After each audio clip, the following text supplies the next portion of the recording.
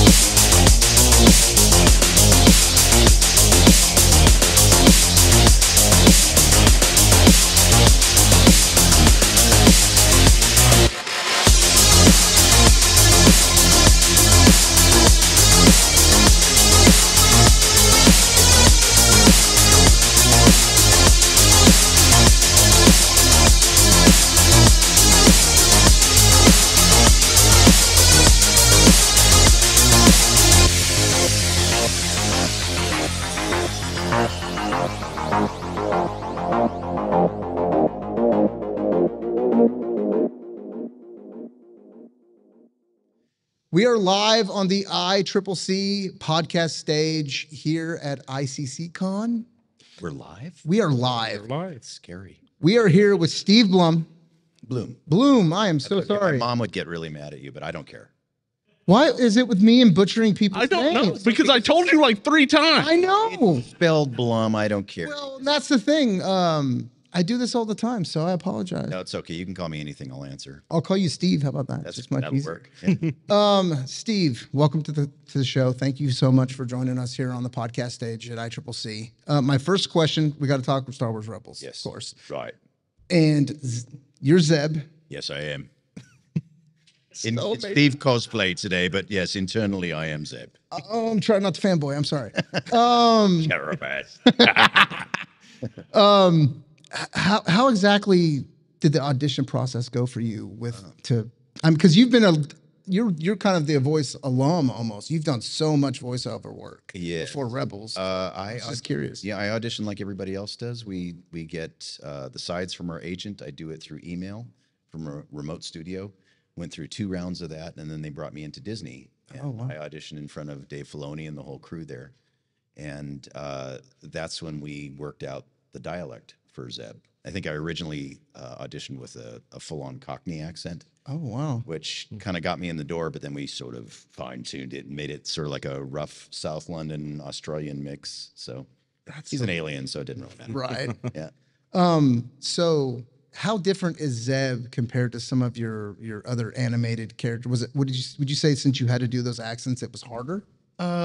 No, I kind of fell into Zeb pretty easily. Once they gave me the model for him, I think the biggest difference was that I didn't really realize what I was working on. They told me originally it was a Star Wars project, kind of forgot about it. And when I got the word that I had actually booked it to do that first short, each of the characters got their own short, I happened to be in England at the time doing a Transformers convention. And they told me that I booked this thing. I had to go to somebody's private home studio. And walked in, and I guess they told me it was Star Wars, but it didn't really register because I was kind of in Transformers mode at the time. Right. And walked into this guy's little studio, no air conditioning, sweating. They put the script in front of me, put the headphones on, and all of a sudden I'm looking at the script and I see Stormtrooper on there because the original scripts didn't. They were all coded. They had stuff that said Trooper or Warriors or whatever like that, and anything Star Wars was completely removed from the scripts. So when I walked into that studio, I see Stormtroopers on there. I went, oh, wait a minute, this is Star Wars. This is Star Wars. And I had my little 8-year-old fanboy squeal internally.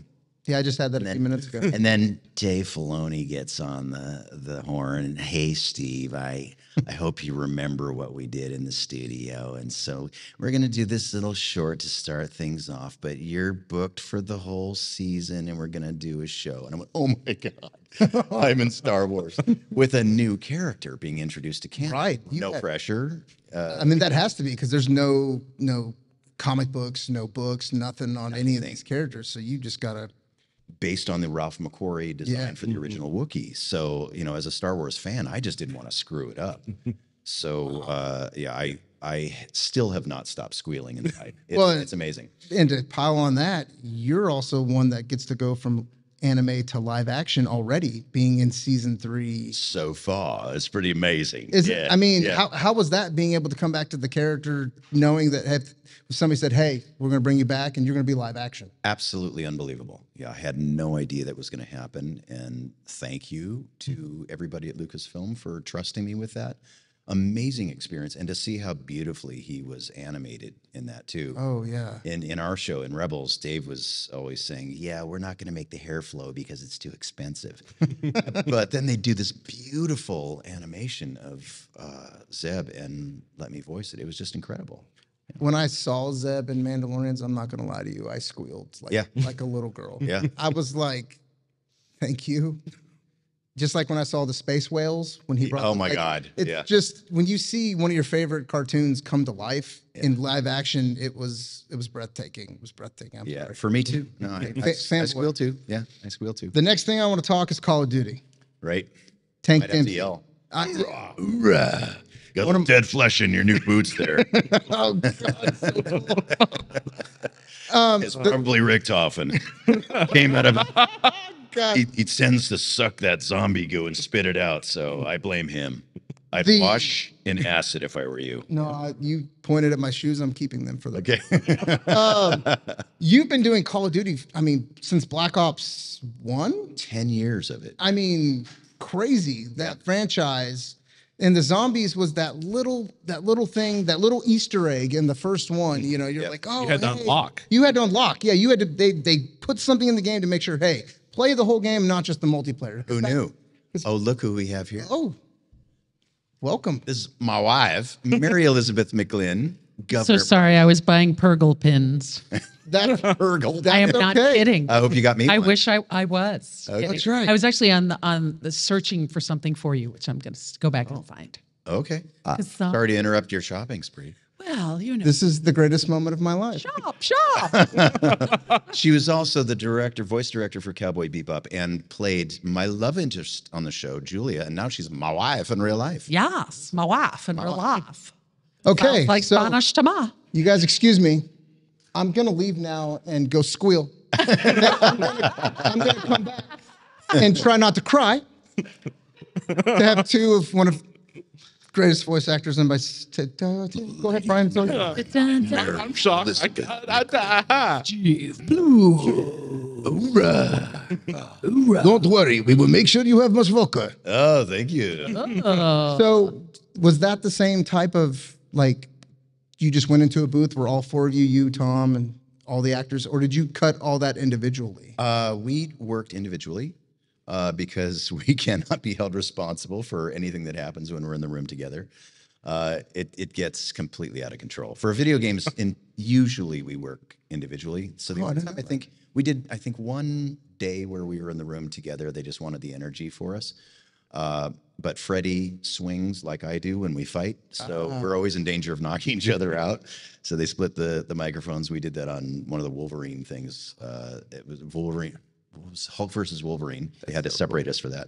Were you in the booth when Freddie passed out from screaming? I was there the same day. You were there the same day. Freddie and I were actually auditioning for a Spider-Man game as a couple of the villains, and we both individually in different booths screamed so hard we passed out. And they recorded us passing out and then passed it around all the other directors in town, so it showed up in other sessions. Oh, we just have to play this for you. And it's, oh my God. Ridiculous. Yeah, and now we use it for SAG meetings for vocal stress. Exactly. I'm kidding. See, this is why we need compensation. This is my husband. Don't do this. Yes. That's so cool. I don't know, dude. I don't know. Yeah. Where do we go from here? I know. I should have brought the Purgle pins. I don't know. It's crazy. Let's go at anime. Yeah. We're here. Let's talk some anime. Sure. Yeah, let's talk Cowboy Bebop. Cowboy Bebop. My first leading role, her first My first directing voiceover directing series. Yeah. And I fell so in love with Steve as Spike that, we'd been talking about Julia the whole series. Spike's girlfriend, and I finally said, if we ever see this woman, I'm playing her. I don't care if she sounds like Betty Boop. I am playing Julia, and I think that's the only time in my career I've done that. Wow. Well, I love the kind of woman that can kick my ass, so I'm glad it worked out. Well, and you got to carpool. Yeah. Yeah. thanks United. It's a big carpool, but big big flying. For this trip, we For were this- together back then, though. We were with different people. No, we were with different people. Yeah, and Yeah, all yeah, these years, I had no idea that this was going to happen. Apparently she did, but I didn't. I used to cast him in everything that I was in, just because when you get to spend time with Steve, you realize that he is one of the greatest people on the planet, and you need him in your life. Jesus, I got to appear again. How much is it this time? Oh, need 12 he's thinking to himself, what did you want to buy on the show floor? 12 more Purgle pins. Yeah, Purgle pins. Keep it going. You meet people in your life and you're just like, I need them around, which is why when the universe finally opened the door for us to actually be together, we had very serious conversations about not screwing up the friendship. Like I was almost hesitant to, say, let's go on a die because samba, Right. and our relationship is screwed up and I needed you in my life. Well, we went on a bunch of not dates first. Yeah, we did. Yeah, and then it ultimately worked out and never looked back. Never Now looked we're back. building a dream home in Hawaii together. Who knows Yes. what's gonna happen? And you both were on Rebel. I'm assuming Rebels the same Rebels time. at the same time. Yes. Yeah, on opposite Pryce. sides of. Well, that's because you're rebel scum, and we've always known that Well- you're rebel scum. And the only reason Freddie isn't here is because I killed him. So thank you. Yeah, the excuse was that he's working, but Sure. not really. No. Oh my God. Still We went recovering. around the wreckage. I found little bits of him that I keep in a jar by the bed. Yeah. Everybody needs Freddy bits. Poor Kate. New Freddy bits. Hashtag sorry, not sorry.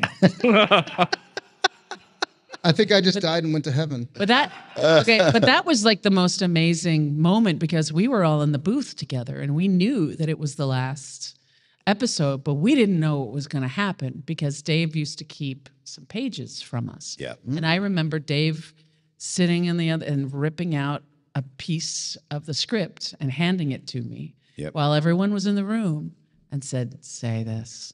And that was it. Yeah, and we didn't know until I didn't know because we weren't included in those conversations, but I didn't know until Dave booked a room at Disney and we all sat down as a cast and watched it together for the first time. Oh, wow. Those last episodes.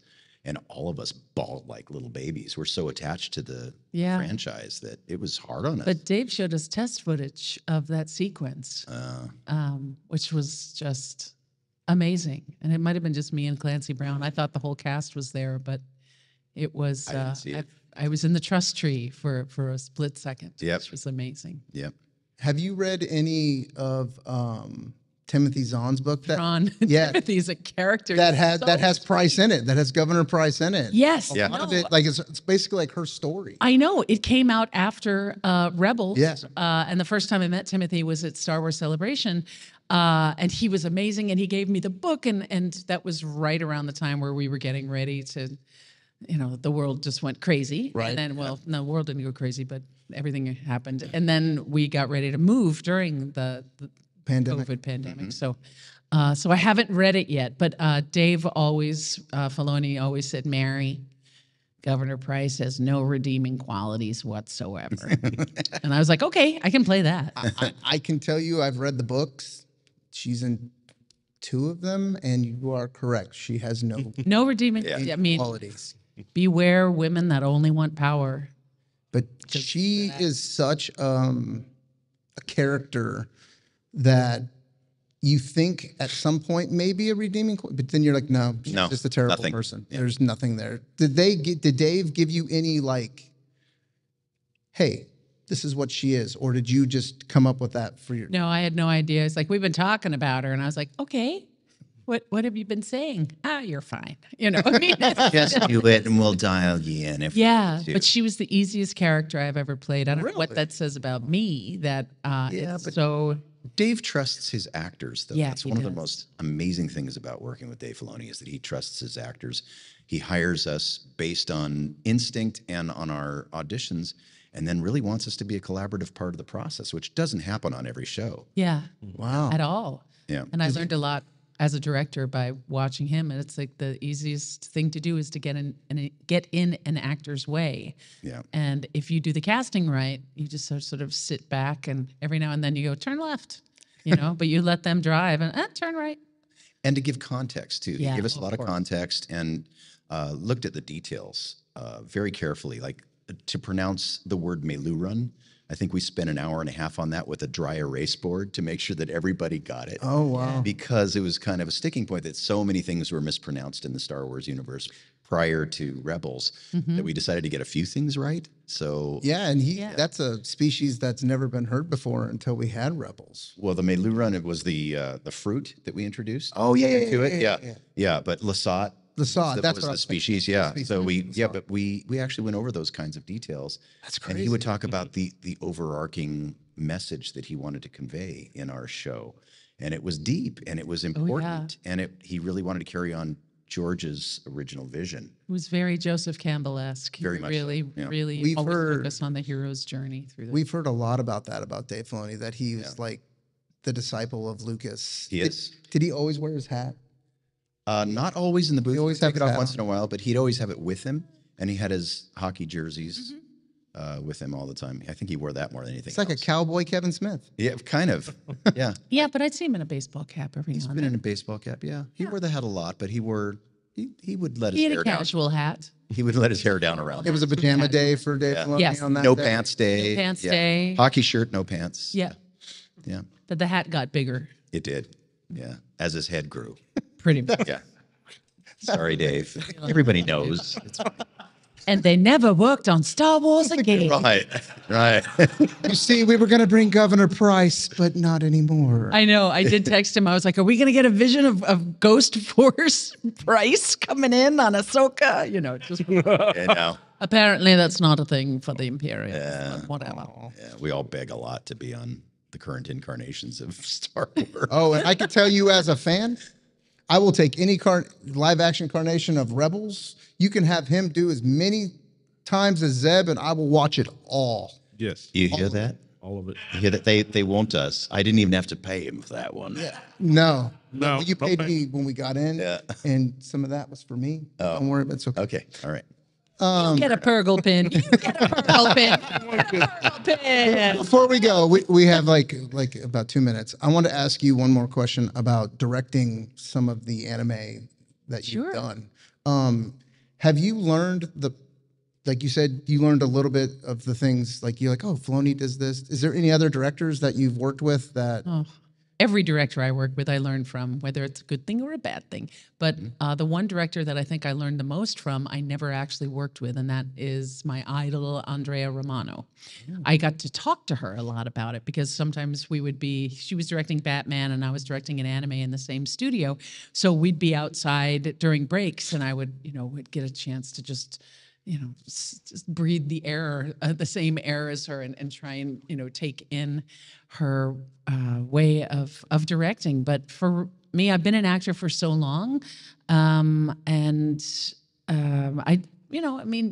it's like anything in life. You take what works for you and you discard the rest. So whenever I'm being directed by someone and somebody gives me a really good direction, I take a mental note like, oh, that's a really good way to dive into this specific skill for whatever, so I find that I pick and choose from and learn as much as I can from being directed by other really good directors or directors that haven't done their homework. And then I realize I feel disrespected as an actor and I need to make sure that I respect the actors by doing my work before I get into a booth to direct them, to make sure I have as much knowledge as possible. That's so cool, guys. I got one more question. Go ahead. Go ahead. Now, in anime, it's usually always Japanese or Korean. Do y'all listen to their versions before you do yours, or One line at a time.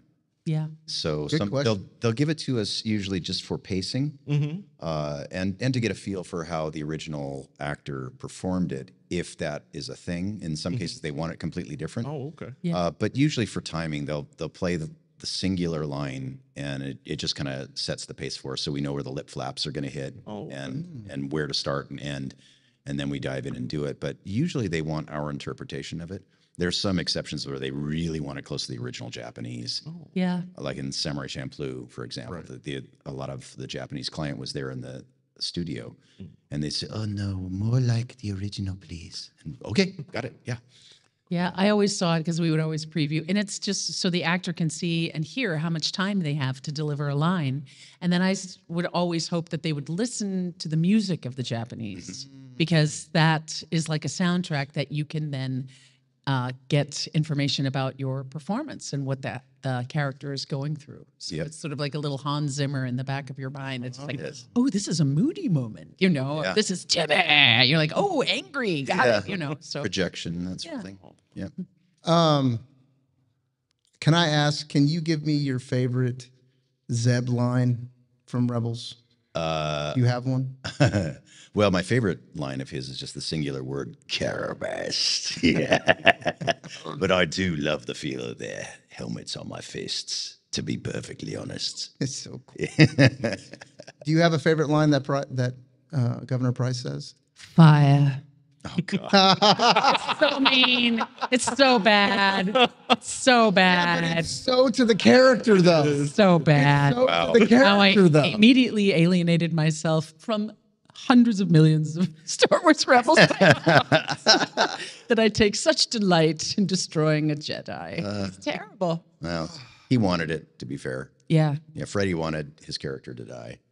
So That was an arc in the show that I didn't want but respected. Yeah. Like understood why they decided to kill off Kanan. yeah. Spoilers if you haven't watched Sorry. Rebels, you shouldn't be in the You've room. had time. Come on. Yeah. Get with the program. it's only been out for a while. Yeah.